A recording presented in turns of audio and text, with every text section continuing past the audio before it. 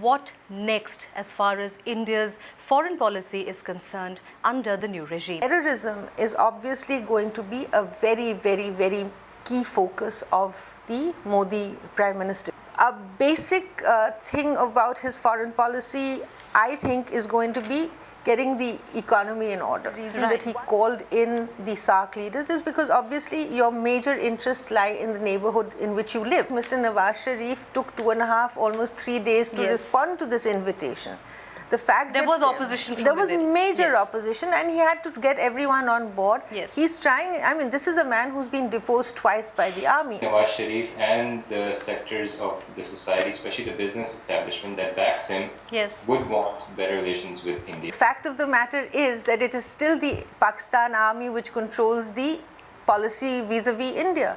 So as much as Mr. Nawaz Sharif might try, and he's taken a huge personal risk and a personal, gesture of boldness, in fact, I'd say, to come to India. Right now, it would probably be idealistic to wish that they start from scratch. But I think that's where we need to set aside our differences, our ideological differences, because Mr. Modi is not Mr. Modi, Mr. Sharif is not Mr. Sharif.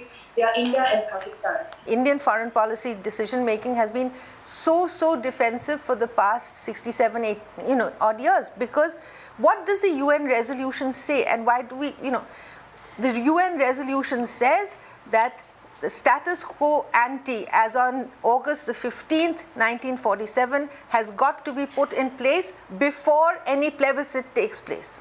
This is what the UN resolution says. Now, we are always terrified of this term plebiscite, but there are certain preconditions that Pakistan itself has got to meet to take on this particular plebiscite issue.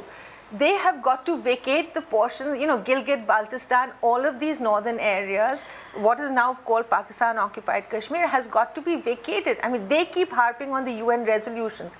And this is something that we have tried to sort of counter and say, the line of control as it exists today exists. You are not going to be able to snatch each other's territories. So get real and abide by this particular line of control as being the fixed border between these two countries. Are there, and Pakistan and India should work together to ensure the safety of the region and accept the line as it is, and work towards creating, let's say, a free trade zone or something, at least demilitarize it, so that conflict potentially comes from there. So yeah, I agree with that point. Bhutan will expect Mr. Modi to help Bhutan in terms of business and economic development activity. Bhutan has remained very sluggish when it comes to economic development. BJP has always harped on illegal immigration. You need to ratify the land boundary agreement. This was not a UPA initiative. This was something signed in 1974 between Mujib and Indira Gandhi. So I think India needs to look at that angle first and ensure that we allow their people to get the chance to speak their mind and ensure their rights first. Now and then, whenever a terrorist act takes place in Pakistan or Afghanistan or in India, people would jump gun and blame ISI. Previous army chief to have actually said that India is not the primary threat. The primary threat we are facing today is from our dissident elements who have gone rogue. India and Pakistan do not even talk to each other on the issue of Afghanistan. Afghanistan is not even an issue on the plate.